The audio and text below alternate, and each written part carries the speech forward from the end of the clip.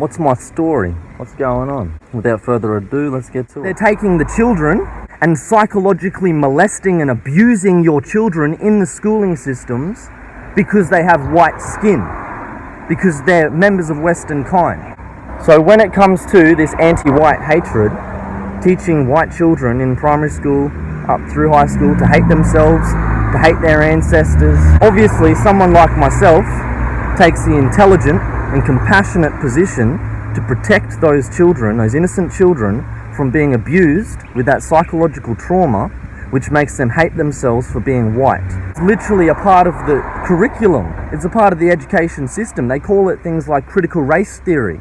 So understanding all of this, I became politically active. I started a political campaign. I'm running for the Senate for Queensland. Things have got to change. Running for the Senate. Researching into the laws, of Australia, international laws, different things like this, I actually discovered that according to international law, according to the UN conventions, that Australia is one of the nations signed up to the UN convention, so we're part of the UN, so international law is binding within Australia. I discovered reading through this, I was reading through the preventions and punishments of the crime against humanity of genocide. And in the clauses under the international law of the crime of genocide, mass immigration to displace a native population actually counts as a form of genocide. So according to the law, the anti-whiteism and the multiculturalism and the destruction of a white Australia is legally a crime against humanity. It's actually classified as genocide under international law. So one population coming into another homeland displaces that original population, the natives, and even if there's no conflict whatsoever, the natives are genocided simply via migration. Since the 60s, we have multiculturalism and we have all this mass immigration into Western nations everywhere on the planet. And again, according to international law, as I discovered reading through the UN documents, it's actually classified as illegal. It's actually a genocide. You're not allowed, according to international law, to have mass immigration of different populations into different homelands. So the mass immigration and creating a multicultural Australia is actually considered a crime against humanity. And those who are perpetuating it are actually responsible for the crime of genocide of the white population and the Aboriginal population, who's going to dwindle even more now. You think it was bad for the Aboriginals when white man rocked up? Now everyone's rocking up. Alright, so it's going to get even worse. So discovering this, I started making it apparent in my political campaign. The folk who are in charge of our country are responsible for the crime against humanity. Obviously, they're not going to let someone like myself just stand up, run in politics, have them arrested under international law for this genocide, this ethnic cleansing of a native population via migration. And what happened? I was literally arrested for starting a political campaign. I was arrested for expressing my constitutional right to free speech, to political communication. Literally arrested for running for the Senate. Why? Because my run for the Senate was going to call out the crime against humanity and expose those who were currently pushing an ethnic cleansing via mass migration, which is actually illegal under international law. And so a corrupt judge who is conspiring in this crime against humanity actually convicted me without evidence. According to Australian law and Australian courts, you have to have solid evidence to convict a criminal. But not in my court case. It was a kangaroo court case. The corrupt judge simply convicted me on the basis of their own opinion, not on evidence, just because they felt like it. And they admitted that in their own statement. It's in the official transcript of the court case that the judge simply ignored the evidence and decided to say I'm guilty for running in for the Senate. My crime was I ran to be a politician, and I'm guilty because the judge felt like it. Again, you can read the transcript of the court case yourself. It will be being read in another court when it's appealed to a higher court. And if it has to, we'll go all the way to the high court. And then international court, because this is a matter of international law, international corruption. I was illegally arrested, kidnapped by this system. Actually kidnapped by police, held illegally, and then illegally convicted by a judge on the basis of her opinion. And again, why? Because she's complicit in a crime against humanity. That's a serious crime. So I'm just like your local sheriff, right? Or, better yet, I'm your local Ned Kelly. And I've come in and you've got a corrupt sheriff. But I'm bringing real law and real justice back.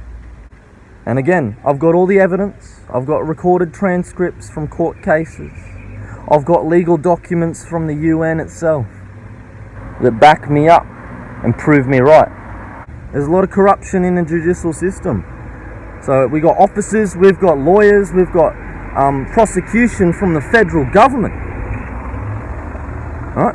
Federal officers, judges who have worked in complicity in a crime against humanity to try to silence me and intimidate me. But I won't be silenced and I won't shut up. So there you have it, folks. That's my story. That's who I am. If you want to end corruption, you want to end cycles of racial discrimination and abuse, you want to protect children from pedophiles and their pedophile mates in government right now who protect them, let them off scot-free. Alright? And I'm your man.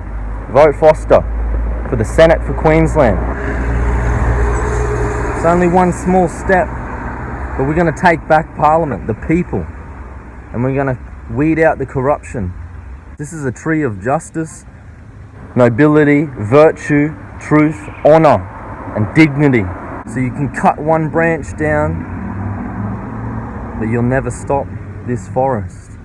I get into the Senate,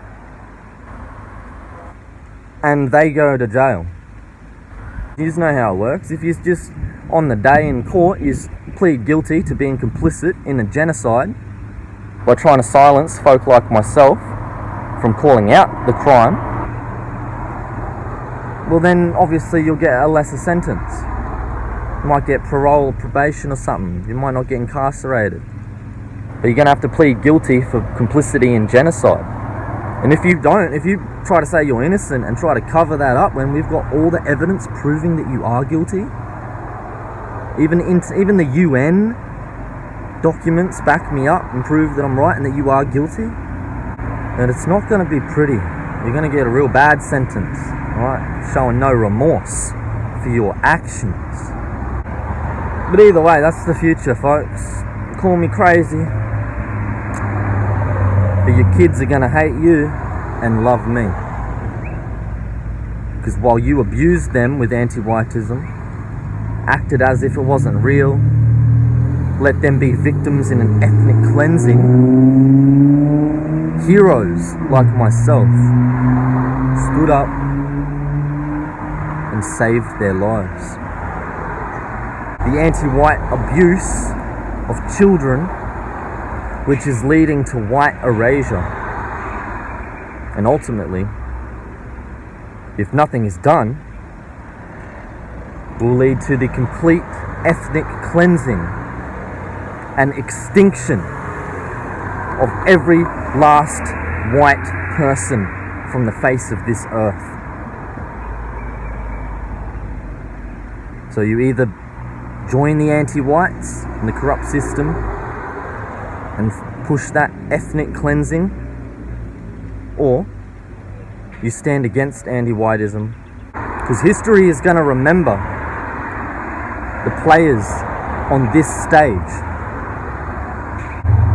Names like my name and the judge who convicted me illegally on the basis of her own opinion, with no evidence whatsoever, and she even admitted that, again it's in the transcript, her name and my name are going to be in the history books. So if you're going to get involved in my story, my narrative, my legacy, okay, and be wise about how you write yourself into my legacy. Because in my legacy, I'm going to be a great hero. I'm not trying to boast, I'm not trying to say I'm special. I'm saying that potential is in you. There's nothing special about me. I'm just a normal average white man who doesn't hate himself. So learn how to not hate yourself and be a hero who moves the world. Work hard, protect the children, protect our rights, fight for freedom, never give up, never lose hope, never doubt yourself, never listen to the haters. Have confidence, authority in your speech, and get the work done. That'll do. Take it easy.